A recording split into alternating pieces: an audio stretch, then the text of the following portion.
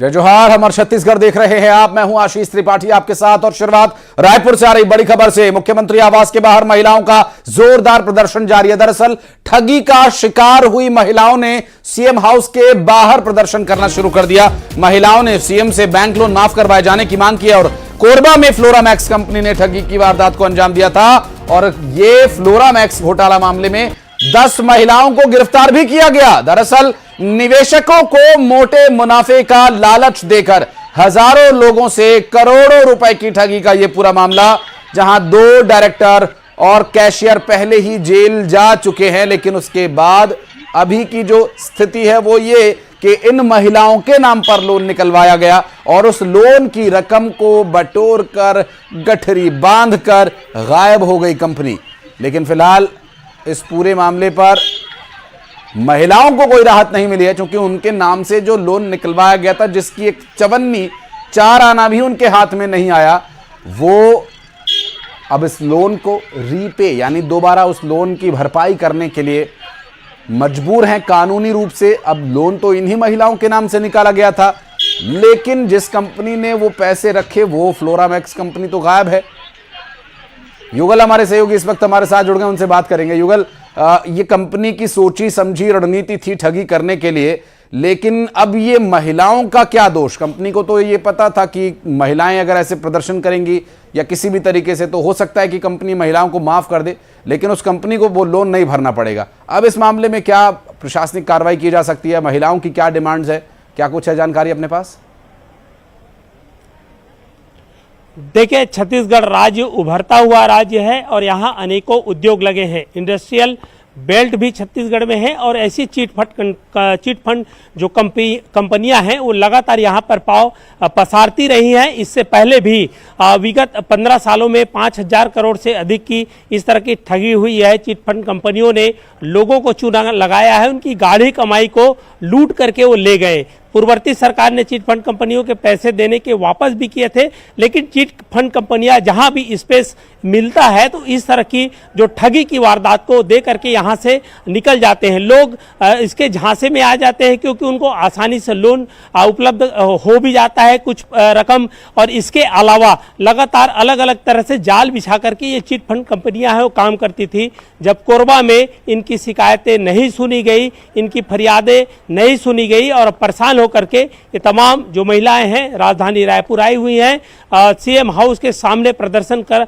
रहे हैं। और उनकी यही मांग है कि जो लोन उनको दिया गया है या जो उनके नाम से जो लोन है उसमें छूट दी जाए। लेकिन ये पूरी तरह से क्रिमिनल मामले हैं और इस पे अलग अलग थाना क्षेत्रों में एफआईआर भी कुछ की दर्ज हुई है। तो ऐसे में आखिर विवेचना क्या कहता है, किस तरह के फ्रॉड हुए हैं और कंपनी का डायरेक्टर को था, तमाम जांच के बिंदु हैं। लेकिन लोग ये चाहते हैं कि जितनी जल्दी हो सके तो इस ठगी से शिकार हुए हैं जो हैं उनसे मुक्ति उनको मिल सके। दरअसल लोन के माध्यम से इस तरह के जो ठगी के पूरा रैकेट है उसको अंजाम दिया जाता है और चिट फंड कंपनियां छत्तीसगढ़ में काफी सक्रिय हैं। जैसे ही मौका मिलता है, खास करके ग्रामीण परिवेश के जो लोग रहते हैं। कितनी महिलाओं को नुकसान पहुंचा है, कितनी महिलाएं इस वक्त परेशानी में हैं, फंसी हुई हैं? युगल, इसका कोई हल निकालना ही होगा। बहुत शुक्रिया आपका इस मामले पर जानकारी देने के लिए। आप रहिएगा हमारे साथ, कुछ और खबरों पर डिटेल्स आगे आपसे लेंगे। रायपुर में सीएम हाउस के बाहर महिलाओं के प्रदर्शन की जानकारी हमने आपको दी और इसके अलावा एक और बड़ी खबर जो रायपुर से ही आई। दरअसल रायपुर एम्स में रैगिंग का मामला सामने आया। रायपुर एम्स में एमबीबीएस 2023 के छात्रों के साथ रैगिंग की शिकायत सामने आई। रात 12 बजे सीनियर्स ने छात्रों को कमरे में बंद कर दिया और इस दौरान वहां छात्राएं बेहोश होकर गिर गईं। रात में टी शर्ट में छात्रों को बास्केटबॉल ग्राउंड में आने के लिए मजबूर किया गया। छात्रों को कमरे में बंद कर दिया गया। छात्रों को सांस लेने में दिक्कत हुई। गार्ड से शिकायत करने के बाद भी छात्रों की मदद नहीं की गई। बताया जा रहा है कि इस दौरान कुछ छात्राएं बेहोश होकर गिर भी गई। एमबीबीएस के छात्रों की शिकायत करने के बाद यह मामला सामने आया।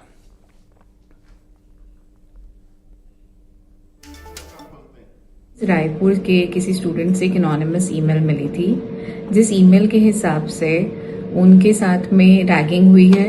और रैगिंग की घटना में उन्होंने बोला कि सीनियर स्टूडेंट्स ने उनको एक जगह असेंबल कराया और वहाँ ऐसी कंडीशंस थी कि रूम बंद कर दिया गया। उसके अंदर बच्चों का सांस लेना भी मुश्किल हो रहा था। कुछ लड़कियां वहाँ पे फेंट भी हुई, अनकॉन्शियस गिरी और उसके बाद में बच्चों को बाहर बास्केटबॉल ग्राउंड में भी बुलाया गया।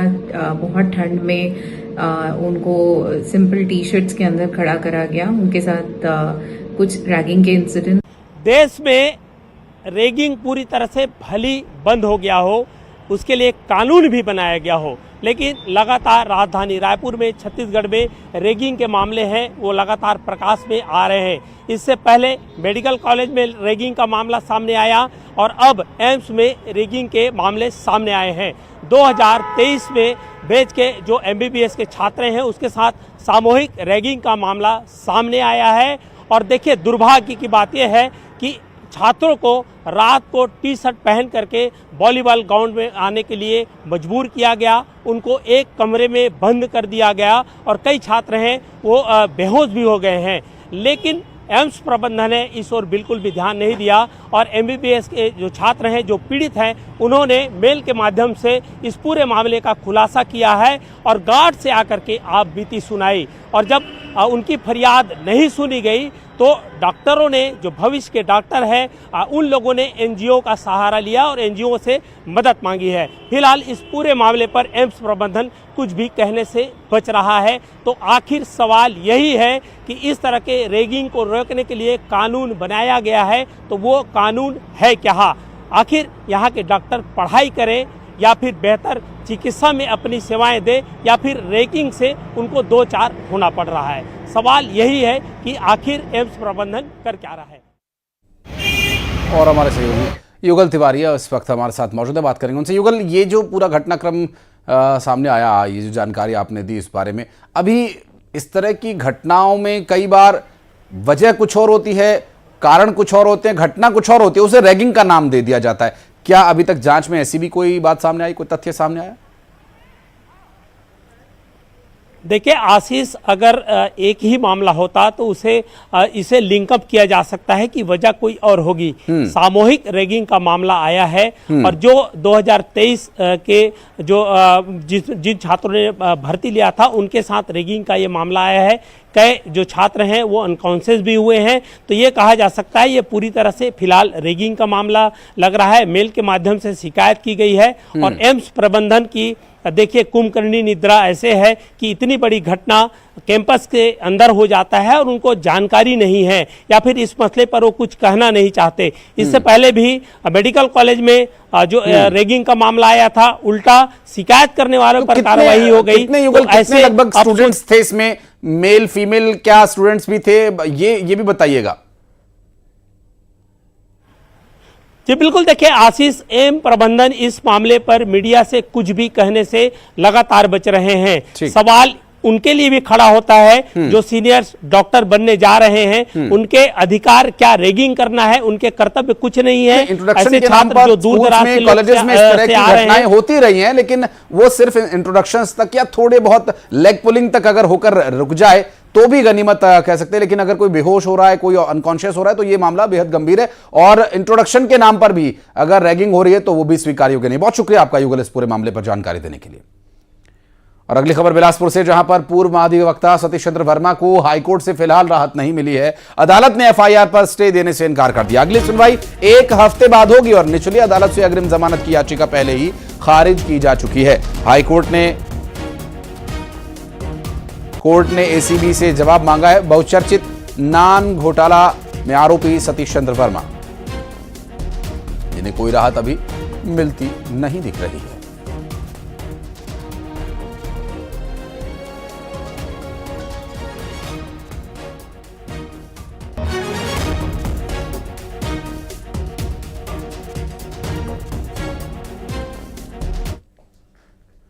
और पेंड्रा पुलिस की ओडिशा में बौद्ध में दबिश हुई, जहां दरअसल पुलिस ने नक्सल प्रभावित जिले बौद्ध में दबिश दी है और फरार गांजा सप्लायर को गिरफ्तार किया।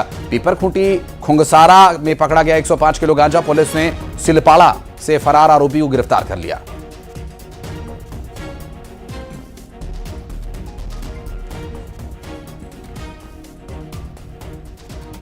महासमुंद में नगरपालिका अध्यक्ष के साथ झड़प का एक वीडियो सामने आया। दरअसल यहां राशि त्रिभुवन के साथ झड़प हुई और नगरपालिका अध्यक्ष और पूर्व पार्षद के बीच झड़प हुई है। आपको बता दें कि पूर्व पार्षद पर चैम्बर में घुसकर हमला करने का आरोप लगा है। नगरपालिका अध्यक्ष ने एफआईआर भी दर्ज कराई। थाने के बाहर समर्थकों की भारी भीड़ लगी हुई है। नगरपालिका अध्यक्ष के हाथ में चोट भी आई है, बताया जा रहा है, जहां राशि त्रिभुवन के साथ झड़प हुई है और चैम्बर में घुसकर हमला करने का आरोप लगा है।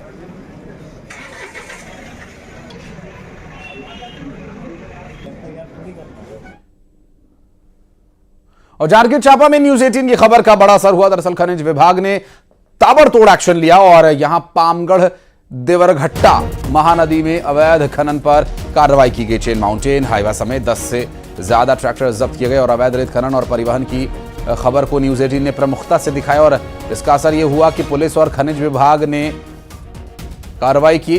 बड़े एक्शन के चलते खनन माफियाओं के हौसले क्या यहां पर पस्त होंगे, क्योंकि इस तरह की कार्रवाई पहले भी हुई है। पहले भी ट्रैक्टर और चेन माउंटेन जब्त किए गए, लेकिन वो बाद में छूट गए, छुड़ा लिए गए और वापस नदी में लगा दिए गए। ये सभी सवाल हैं। इन सवालों का जवाब कुछ और समय बाद मिलेगा। और रायपुर में हत्या के 3 आरोपियों को पुलिस ने धर दबोचा। महिला मित्र को गाली देने से उसका मित्र इतना गुस्से में आ गया कि उसने गाली देने वाले को पीट पीट कर मार डाला।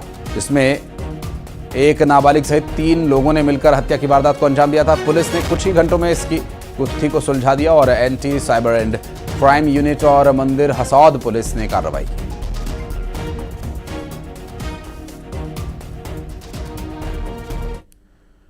बिलासपुर में स्टील एंड पावर प्लांट में बड़ा हादसा हो गया। काम करने के दौरान कर्मचारी हादसे का शिकार हो गया, जहां घायल शख्स का इलाज जारी है। दरअसल मस्तूरी के पारा घाट में यह प्लांट है और प्लांट में पहले भी हादसे हो चुके हैं। सेफ्टी की मांग को लेकर वर्कर कई बार हड़ताल कर चुके हैं।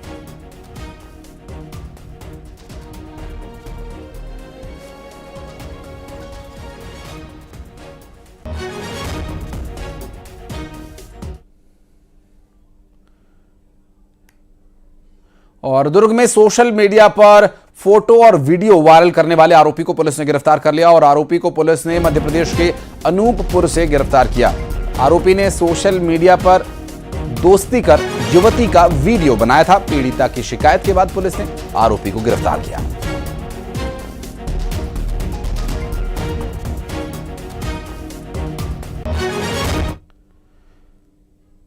राजनांदगांव में अवैध धान परिवहन, भंडारण और बिचौलियों पर बड़ी कार्रवाई हुई है। महाराष्ट्र से लाया जा रहा 290 कट्टा अवैध धान जब्त किया गया। दामा बंजारी गांव के पास 2 गाड़ियों में अवैध रूप से लाया गया धान मौजूद था। खाद्य एवं राजस्व टीम ने अवैध धान परिवहन के खिलाफ कार्रवाई की।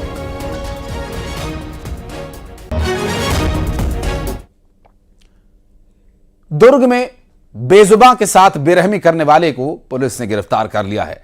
आरोपी की कार को भी पुलिस ने जब्त कर लिया। दरअसल 2 दिन पहले आरोपी ने एक कुत्ते पर कार चढ़ा दी थी और उसे कुचल दिया था और वो कार के नीचे फंसा रहा और करीब 500 मीटर तक कार के साथ घिसटता रहा। कुत्ते की मौत हो गई। शिकायत के बाद पुलिस ने आरोपी कार चालक पर कार्रवाई की और स्मृति नगर पुलिस चौकी का यह पूरा मामला है।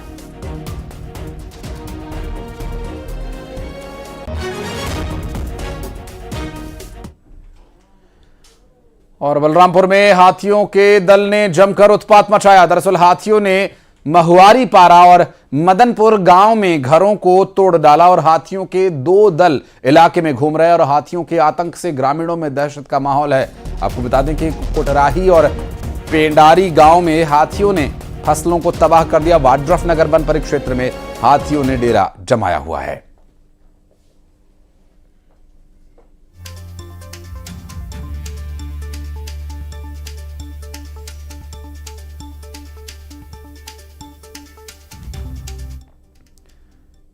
और दुर्ग में ऑयल कंपनी के रिटायर्ड अधिकारी से लाखों की ऑनलाइन ठगी हो गई। शेयर मार्केट में मुनाफे का लालच देकर 27 लाख रुपए ठग लिए गए। पीड़ित महिला की शिकायत पर पुलिस ने केस दर्ज कर लिया है। सुपेला पुलिस मामले की जांच कर रही है।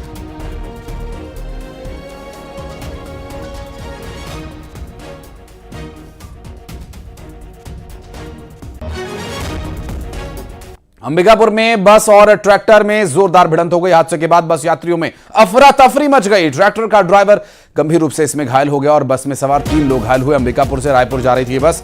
रघुनाथपुर चौकी के NH 43 पर लमगांव के पास ये हादसा हुआ।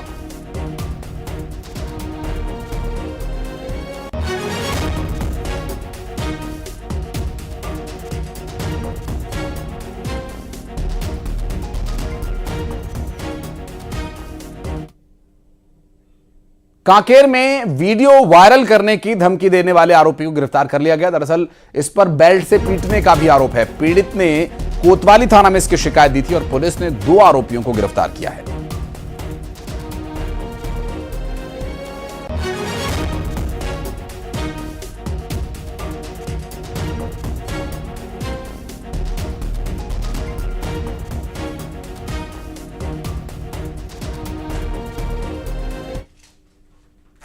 और बढ़ते आगे, अंबिकापुर में अवैध ईंट भट्टे पर प्रशासन ने एक्शन लिया और प्रशासन ने अवैध ईंट भट्टे पर छापा मारा। इस छापामारी में ईंट भट्टे के वैध दस्तावेज नहीं मिले। यह अवैध रूप से चलाया जा रहा था और इसे अब सील कर दिया गया है। अंबिकापुर से यह पूरा मामला सामने आया, जहां पर भुलसी टिकरा स्थित ईंट भट्टे को सील कर दिया गया है।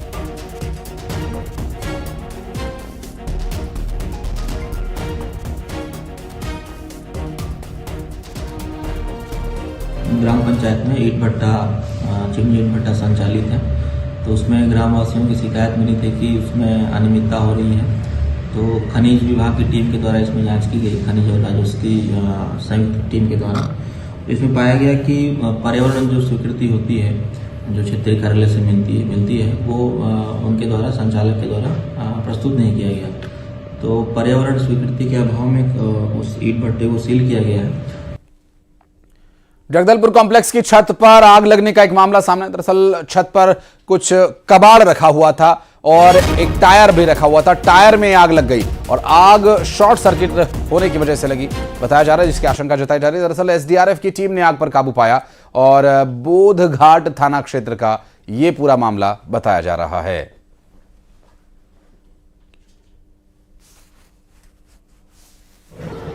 पूरा अभी जो जल का पूरा खत्म हो गया गाड़ी गया, अभी कहाँ।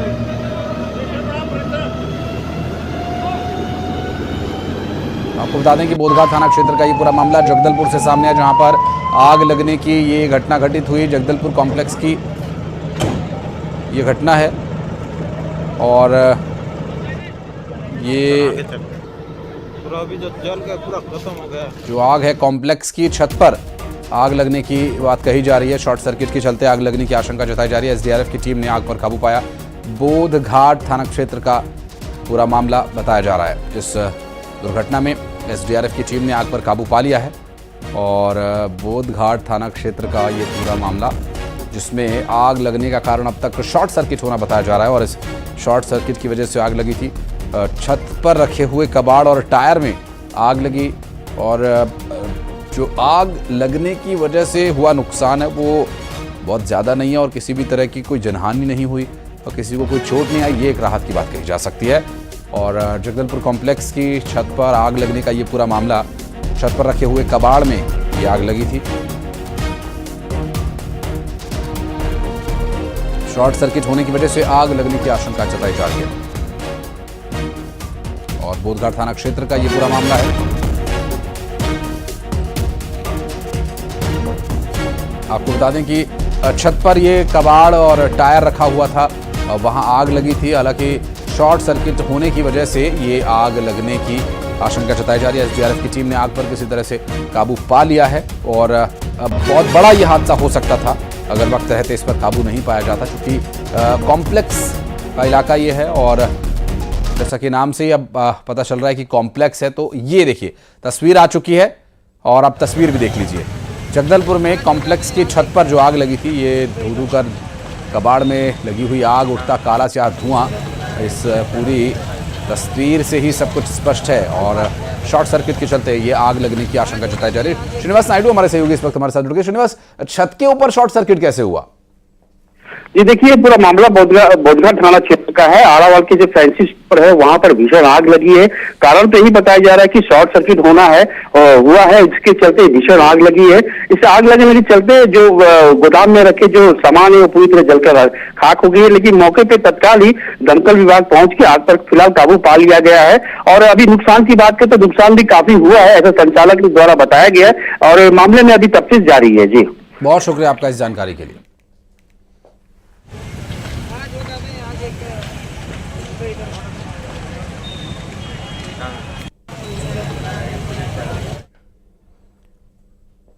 और सूरजपुर जिले में मतदाता सूची में नाम जोड़ने का काम चल रहा है, लेकिन मतदाता सूची में गड़बड़ी किए जाने का आरोप भी लग रहा है। लोगों का आरोप यह है कि नगर पंचायत जरही के दूसरे राज्यों के सैकड़ों लोग इसमें शामिल है। स्थानीय लोगों ने बताया कि कुछ लोग जनप्रतिनिधि बनने के चक्कर में दूसरे राज्यों के लोगों का नाम मतदाता सूची में जुड़वा रहे हैं। ऐसे में आगामी नगरीय निकाय चुनाव के मद्देनजर स्थानीय लोग मतदाताओं की सही सूची प्रकाशित किए जाने की मांग कर रहे हैं।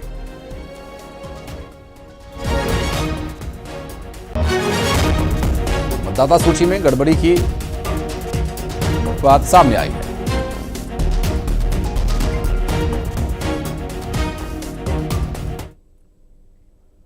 और अब दिखाते हैं 20 बड़ी खबरें फटाफट अंदाज में।